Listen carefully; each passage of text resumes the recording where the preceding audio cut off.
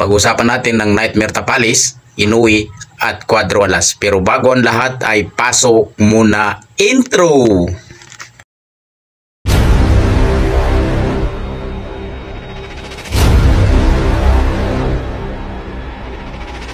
Ladies and gentlemen, please make some noise for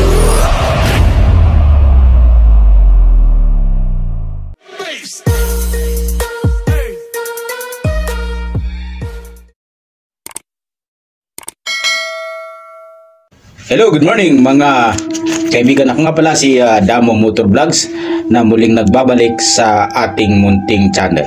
Ang pag-uusapan natin mga idol ay itong painit na laban ng undefeated champion na walang iba kundi si IBO WBC champion na si Monster Inoue. Ang makakalaban niya ang ating kababayan na IBF at saka WBA Unified Current Champion na walang iba kundi si Marlon Tapalis. Sa atin lang mga idol, ang laban na ito ay minsan lang maganap ng makalaban ng isang Pilipino sa 4 na belt o pag-aagawan nila ng Monster. Kaya ito ay pagkakataon na para maipakita ng ating kababayan na tubong Zamboanga na walang iba kundi si Marlon Tapalis na siya ay laking Mindanao na hindi nagpapasakop sa mga Hapon na yan. Ayun mga idol, ay ang pag-uusapan natin ay tungkol sa mga kung paano niya strategy na hindi basta-basta makalimutan ng laban na to. Ito mga idol ay kung papansinin natin ng mga laban ngayon katulad po ng laban ni Shakur Stevenson na kinatatakutan sa lightweight division dahil isa siya sa pinakamagaling na boksingero, pero ngayon ay halos lahat ng mga fans niya, mga follower niya ay nadismaya dahil sa ipinakita niya nga hindi maganda dahil sa nakaharap niya ay sobrang tibay ni Edwin De Los Santos na yan, matibay pa sa pader. Kaya ginawa niya ay sa loob ng 12 rounds ay sinubukan niya daw makipag-engage, pero lahat ay mga commentator ay nakakatulog na dahil ginawa niyang Mayweather na triple pa. Ito mga idol, throwback tayo sa laban ni Manny Pacquiao at saka ni Morales 1. Ito ay nagpakita at dito tumatak kung gaano katibay ang mga Pilipino. Ang tama ni Manny Pacquiao sa kilay ay mas malaki pa sa mata niya, pero hindi niya hininto. Muntik pa nga niya manakaut si Morales sa round 12. Ganung katibay si Manny Pacquiao dahil ang suot ni Morales ay halos magkulay pula na yun ay galing kay Manny Pacquiao. Kaya nung inilaban para sa to ay marami talagang naghihintay dahil ang lumalaban ay isang Manny Pacquiao na palaban, hindi basta sumusuko. O ito, fast forward tayo nitong incoming lang ng laban ni Ngannou at saka ni Fury. Si Ngannou ay hindi masyadong kilala dahil siya ay lumalaban sa UFC, samantalang si Fury ay siya po yung king ng heavyweight dito sa atin. Ay nagkataon ngayon na naglaban sila, na-survive naman ni Ngannou ang buong 12 rounds, pero muntik na niyang matalo ang si Fury dahil dun sa pagkatama niya na knockout niya na bilangan at nakasurvive naman. Ngayon po ay pinarangalan siya ng boxing, nakasama na siya doon sa lineup ng mga heavyweight na talagang pwede na siya sa UFC dahil boxing pala, sorry. Dahil ang boxing na ito ay mapag-usapan natin mga idol, hindi po passion ito, bugbugan ito. Kaya ang inaasahan ng mga tao ay katulad ng impression na pagkapanalo ni Naoya Inoue kay Fulton. Yun, ganun po.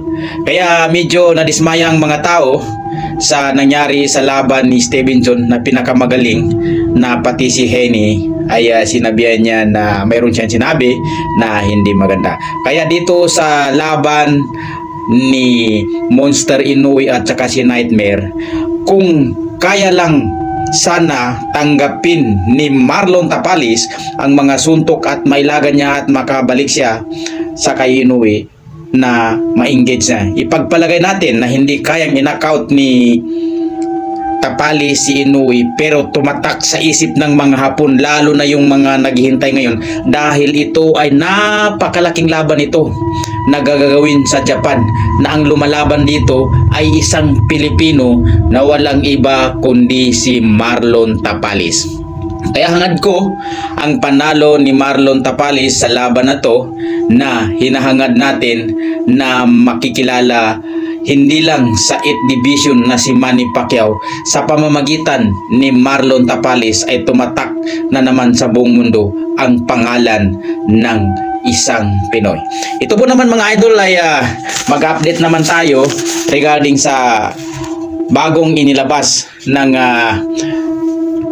pamunuan ng boxing organization, ay hindi lingid sa ating kaalaman na nagkaroon ng isang napakalaking pagpupulong ang 4 na pinakamalaking sangay ng boxing, ang WBA, IBF, WBC at WBO, nang pinag-uusapan natin dito itong super bantamweight, na ito yung pinakamainit na timbang ngayon, dahil nandito yung mga malalakas na Pinoy na katulad nila Global Champion Janrel Casimero. Yun po, ang WBA ay nagkaroon sila ng mandatory na si Ahmad Alib. Ang IBF naman ay mayroon ng mandatory na walang iba kundi si Sam Goodman. Ang WBC, ang mandatory nila ay walang iba kundi si Bad Boy Luis Pantera Neri, na ang natira ngayon ay ang WBO na pang-4 doon si Janrel Casimero. Di ano ngayon ang mangyari sa kanya? Siya ngayon ay magiging number 1 contender sa WBO na wala ng takas ang monster ng Japan na si Inoue, kundi labanan ng ating Cuadro Alas. Anong masabi niyo mga idol sa mga kaganapan na ito? Mag-update tayo sa mga ginagawa na kagandaan loob ng ating Global Champion Janrel Casimero ito. Dahil nga daw sa paparating ang isang bagyo, ay kaagad na bumili ng isang sakong bigas ang ating Cuadro Alas upang magamit ng kanyang mga kababayan, at saka ito ay kanyang inipon.